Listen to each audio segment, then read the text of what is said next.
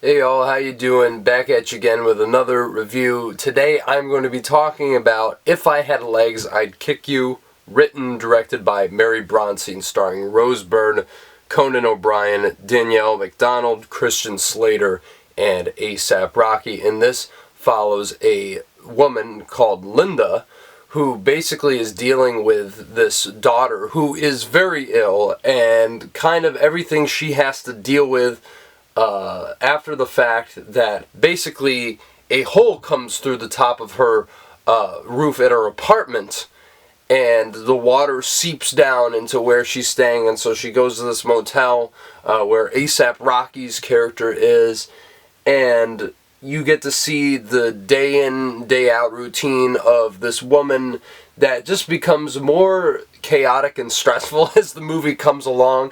This is one of those movies where everything you can imagine bad happening does happen. And it just ratchets it up to some insanely darkly comedic but also very traumatic heights. Now, this is a movie I've been hearing about ever since it premiered at Sundance, and it's been one I've been wanting to see for so long. I didn't get a chance to catch it at TIFF because the show times were not really very accessible to me. I left the festival a bit early, as you probably know. So it took me a while to get around to this one, but I saw it a couple weekends ago when I was down in New York at the New York Film Festival, so I figured now would be a better time than ever to talk about this film. And I think really the big selling point here is Rose Byrne, because I'm sure you've been hearing ever since Sundance how amazing she is in this film. Now, I can tell you with utmost certainty that this is one of the greatest performances I have ever seen. I mean, this really is going to go down, I think, as an all-time great film performance. It is amazing. I mean, I've seen Rose Byrne and things, but I didn't know she was capable of this. This is one of the most stressful, most intense performances ever committed to film. And it's not just that she portrays all this stress and emotional anxiety so effectively. She's also extremely funny in this. This is such a darkly comedic film, like I was mentioning earlier, but she sells every single thing about this performance. It feels so lived in, and she never misses a beat throughout this entire narrative, and you can just tell how emotionally taxing the whole situation is, just through the look on her face and in her eyes. It is just one of the best showcases I've ever seen for any actor, period. This is a tour de force performance, and it is going to astound me if she does not get nominated for this, because, I mean, in any other year, I would be like, she should win. And if she did, I would be all there for it. But, my goodness, this is something that I don't know if everybody is going to be able to latch onto or get invested in. I really hope A24 puts up a good campaign for her. I know she's, out there doing press for the movie right now. It's always nice to see the lovely Rose Byrne, but I seriously think that this would be one of the biggest snubs of all time if she does not get into the Oscars. This is one of those performances where you see and you're like, how could she not be? Even if you don't like the movie, I think it's just undeniable that this is a masterclass in acting from start to finish. And I think that the rest of the cast around her is really, really great as well. Conan O'Brien as her therapist is really funny in this. Definitely nice to see him in an actual great movie, I'll say that right off the top. He really has this kind of lackadaisical approach with her. And it's kind of interesting to see their dynamic, especially once you know more about their relationship to each other. It's really, really funny. But I think when Conan is on screen, he absolutely nails it. And I also think that Christian Slater, who appears, it's nice to see Christian Slater in a movie, is really great. Mainly you hear him through the phone. He plays her husband in the story. And I think that his presence is felt throughout the entire movie. But A$AP Rocky is really the other standout of this film. He is absolutely hysterical. I think that, especially coming off of Highest to Lowest, where I saw the potential for him, but that movie, I think, really hindered a lot of the performances inside of it. This movie really shows that A$AP Rocky's a good actor. Like, he is also extremely talented when it comes to comedy. I really would love to see him in more stuff, and I really think that he's probably the nicest person in this movie, just to put it out there, and I just think he absolutely steals a lot of the scenes that he's in. And then you have Danielle McDonald in this, who I don't really want to give away her role too much, but my goodness, she absolutely steals every scene she's in as well. Very, very emotionally potent performance, and I think it's a great contrast off of Rose Byrne's Linda, because the thing that you must understand about her character, and another reason why I think Rose Byrne is so terrific, is she's a very unlikable character. Like, this is not someone who's, you know, warm and cuddly by any means. I mean, quite the opposite. And I think that the movie is able to make you follow her and empathize with her regardless is a really, really impressive feat, because she's very belligerent and very, I'd say, neglectful, because this is like one of the worst mothers you've ever seen in movies outside of Mommy Dearest. But I think this is kind of maybe an unfair comparison to make, but I think that this is what Night Bitch should have been. And I get Night Bitch kind of had a more different approach when it came to motherhood, but I think it deals with a lot of the same ideas in a darkly comedic way. And rewatching that one, I definitely don't think it holds up as well. Some of the comedy in that movie is kind of hit or miss.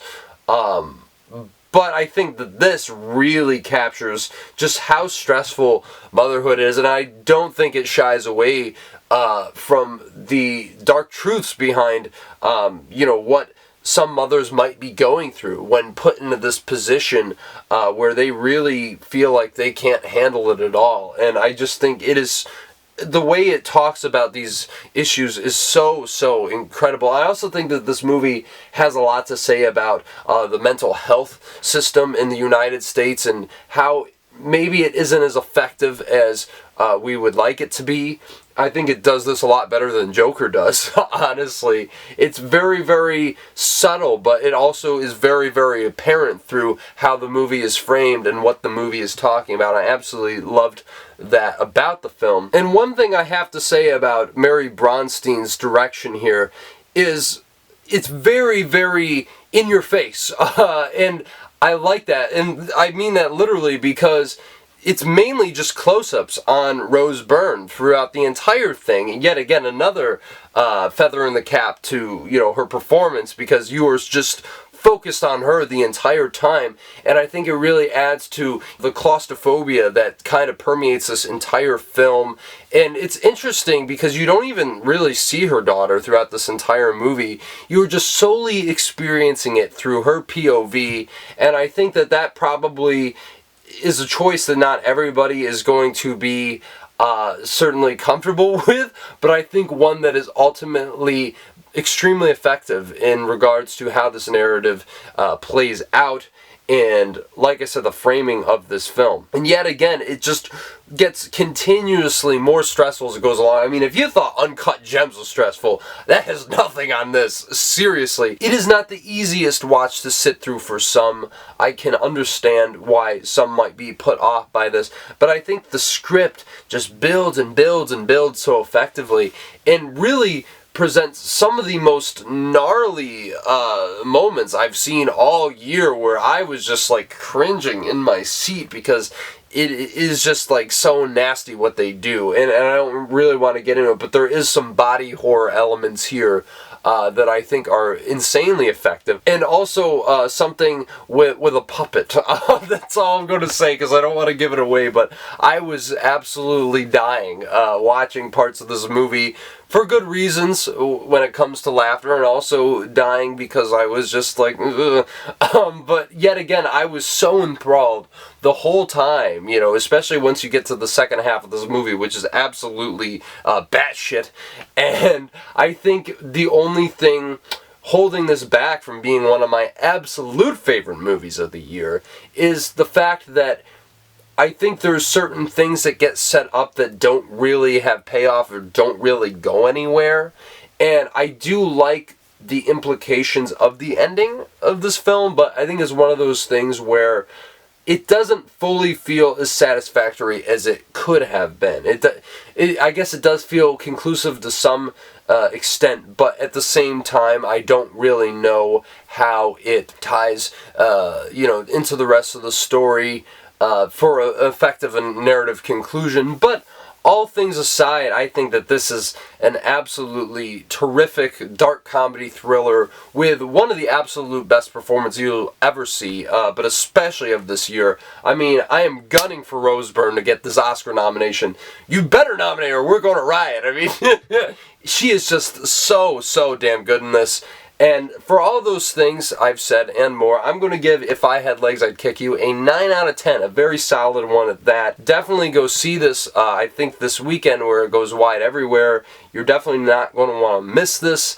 It is just an absolute showcase like I've ever seen. And I really think a great film for Mary Bronstein, who I don't believe has made a movie in a while. But she's coming back full force here. And I think a lot of people, even though might be a little bit wary going into this movie, or weary by it by the time it concludes. I think it's one that a lot of people, maybe even mothers, will appreciate. But yeah, you guys let me know what you thought about If I Had Legs, I'd Kick You down in the comments below. Do you think Rose Byrne is deserving of the Oscar flat out? I mean, she has one really tough competitor this year, so I think it's going to be interesting to see how this shakes out. But let me know if you loved the movie or not as well down in the comments. Please smash the like button, subscribe to the channel if you want to see more movie reviews like this. And please bear with me here because I'm having a very busy weekend and there's so many things out. Springsteen delivered me from nowhere, and of course if you've been following my channel for a while, you know I'm a huge Bruce Springsteen fan. So I'm definitely going to be talking about that. You got Shelby Oaks. Maybe I'm going to get a chance to see that at some point. I'll let you know about that. And of course, Frankenstein I'm going to be seeing for a second time, so I'm waiting to do my review on that one. But I also want to get on here and talk about The Perfect Neighbor, the latest documentary that just debuted on Netflix. I'd be remiss if I didn't talk about that one. So just bear with me. I'm going to be trying to catch up on all that and all the other TIFF reviews I still have to go through. So please stay on the lookout for that and so much more. And I will talk to you guys soon.